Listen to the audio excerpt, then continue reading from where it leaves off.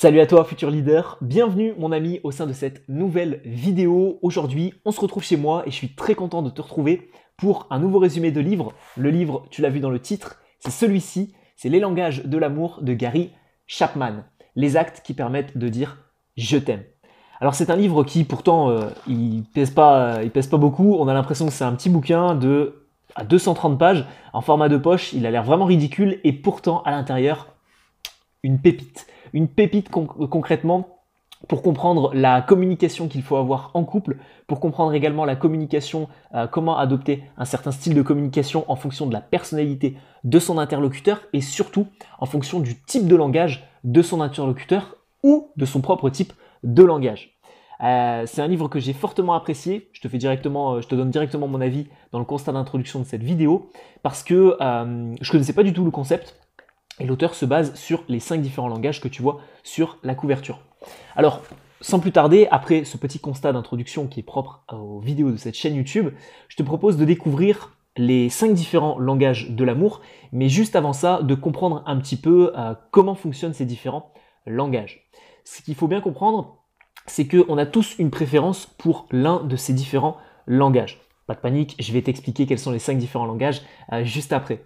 Mais on a tous une préférence, bien entendu, on aime tous plus ou moins ces 5 différents langages. Des fois, pour certaines personnes, ça va être compliqué de choisir et de classifier ces langages par ordre d'importance, mais normalement, il est censé y en avoir un ou deux qui ressortent quand même au-dessus de tous les autres.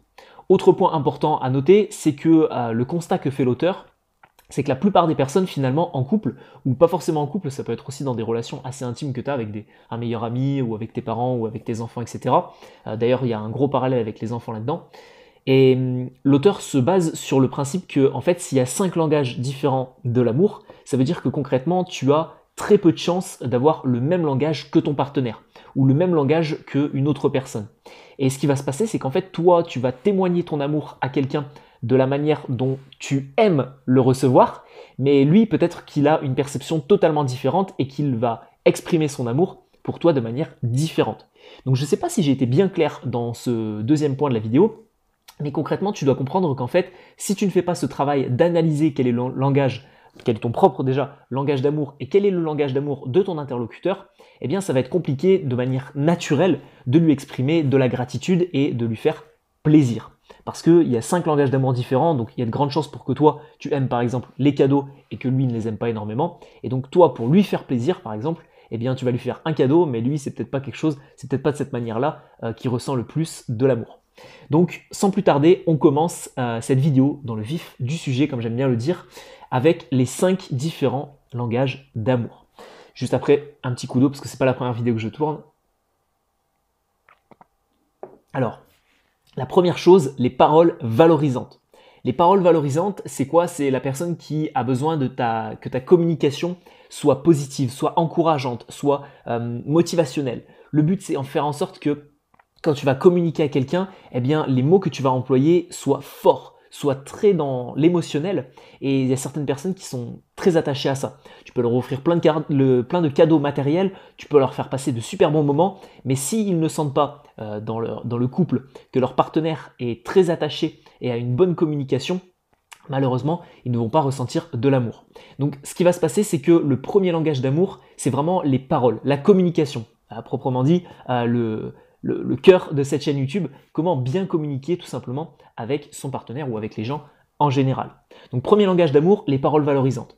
Deuxième langage d'amour, les moments de qualité. Cette fois-ci, on va vraiment être sur des expériences de vie, des événements, des choses qu'on va faire ensemble, un bon resto, un événement, une croisière ou des choses comme ça, un voyage. Le but, c'est vraiment des événements et des moments de qualité qu'on va passer ensemble et c'est, quelle que soit la communication, c'est ce moment-là qui va être très important et qui va témoigner de l'amour à la personne avec qui on est.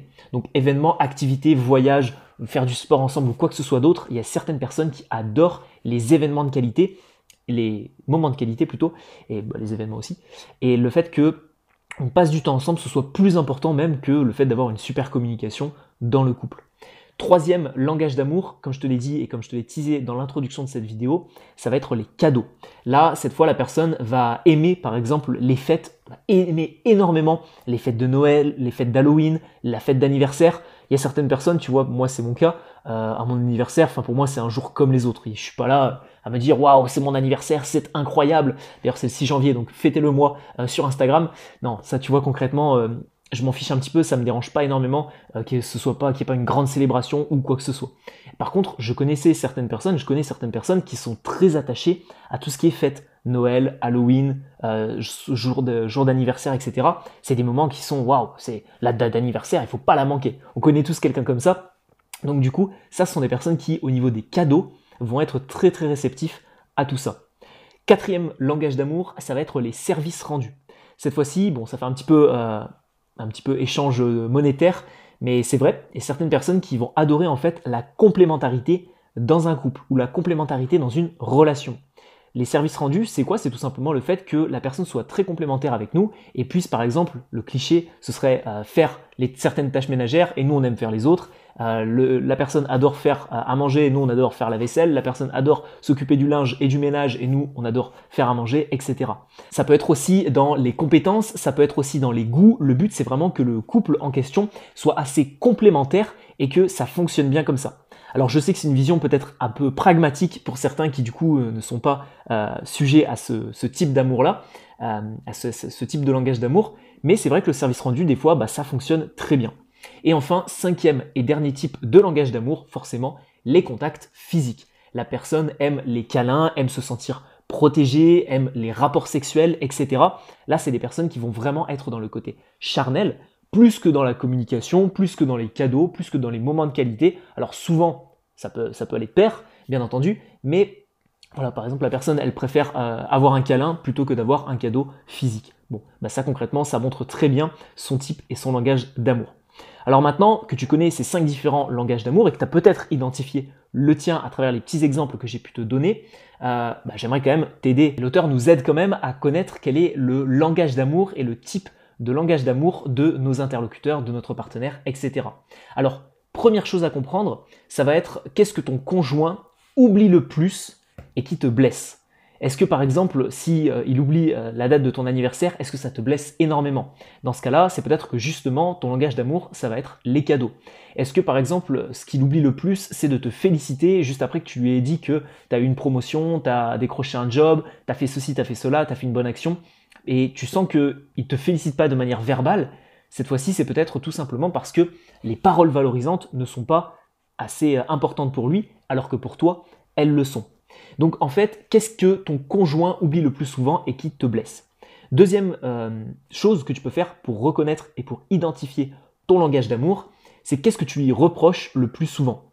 Est-ce que tu lui reproches par exemple le plus souvent de ne pas être assez complémentaire avec toi, de ne pas faire certaines tâches ménagères, de ne pas avoir certaines compétences qui font que vous n'êtes pas complémentaires? Cette fois-ci, du coup, c'est peut-être le service rendu qui est ton propre langage d'amour. Est-ce que par exemple, tu lui reproches souvent de ne pas avoir de petites attentions envers toi, de ne pas te faire de petits cadeaux de temps en temps, pas forcément que sur les fêtes? Et à ce moment-là, c'est peut-être parce que les cadeaux sont importants pour toi. Est-ce que par exemple, tu lui reproches souvent de ne pas essayer de passer des moments de qualité ensemble, de discuter ensemble, de faire un voyage ensemble, de faire un événement ensemble, de faire du sport ensemble, de faire n'importe quoi ensemble? Cette fois-ci, c'est peut-être parce que justement, les moments de qualité sont ton propre langage d'amour.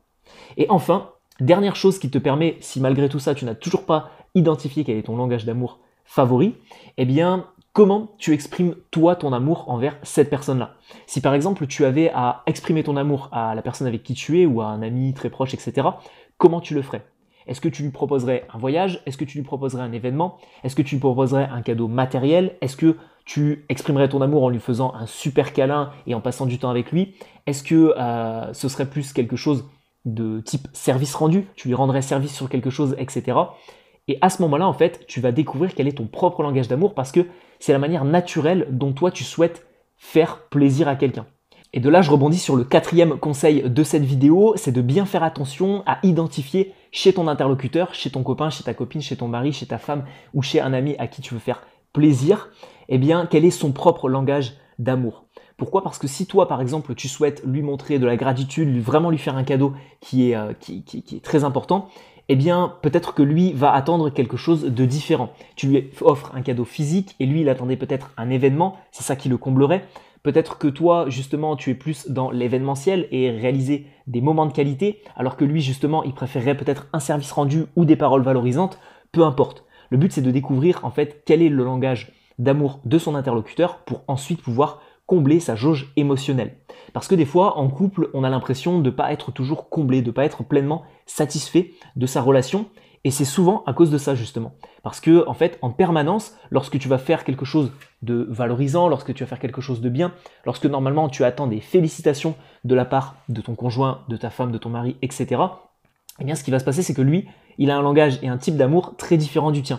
Et donc, du coup, il va pas forcément le faire de manière exprès, donc il va le faire de manière inconsciente, il va témoigner sa gratitude envers toi en, par exemple, te préparant un petit dîner.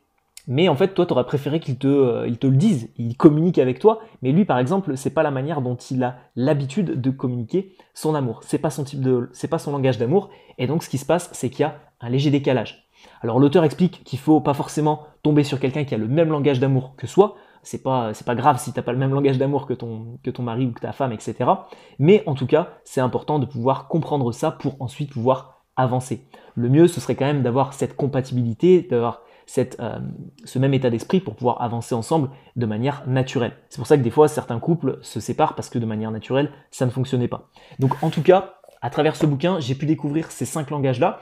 C'est valable, comme je te l'ai dit, dans le couple. Ce bouquin parle essentiellement de couple, mais c'est valable également pour les enfants, par exemple. Parce que si tu as un enfant, tu essayes de le combler, tu essayes de le rendre heureux en lui proposant, par exemple, à travers des paroles valorisantes, en le remerciant, en le félicitant, etc. Mais que lui, ce qu'il adore, c'est plus les moments de qualité, bah là, techniquement, c'est pas comme ça que tu vas réussir à le combler. Ok? Donc bien faire un parallèle avec d'autres domaines de sa vie, que ce soit les fortes amitiés que tu as avec des personnes autour de toi, que ce soit pour ton couple, pour tes enfants, tes parents, etc. En tout cas, c'est un livre que j'ai fortement apprécié lire. Je l'avais lu à la plage cet été, donc peut-être que toi, je ne sais pas quand est-ce que je sortirai cette vidéo, mais tu pourras le lire à la plage en 2021. Je te mettrai donc un lien dans la description de cette vidéo. Et si tu identifies le fait que ton partenaire adore les paroles valorisantes et adore la communication positive, ce que je peux vivement t'inviter à faire, c'est de suivre gratuitement un cours en ligne avec moi sur la communication, sur le fait d'avoir plus de prestance à l'oral et de mieux communiquer avec les autres. Pour accéder à ce cours en ligne, c'est très simple, tu as un lien dans la description de cette vidéo, tu auras aussi la petite miniature qui apparaîtra juste ici à la fin de cette vidéo, tu auras juste à cliquer dessus, rentrer ton email et ton nom sur la page de mon site internet et je t'envoie directement ton espace membre par email de manière gratuite et privé. C'est vraiment quelque chose de structuré étape par étape avec des fiches d'aide, etc. C'est presque comparable à un cours en ligne payant, sauf que bon, ça ne dure qu'une heure et c'est un petit peu moins avancé, mais en tout cas, ça te permettra déjà de mettre le pied à l'étrier pour améliorer ta communication. Donc si ça t'intéresse réellement, tu es libre de cliquer juste ici. Tu peux aussi t'abonner à cette chaîne YouTube et partager cette vidéo pour que le plus grand nombre de personnes puissent découvrir le résumé de cet ouvrage et surtout les secrets de ces 5 langages d'amour. On se retrouve sur la formation gratuite ou pour un nouveau résumé de livre. Je te dis bonne continuation mon ami, à tout de suite.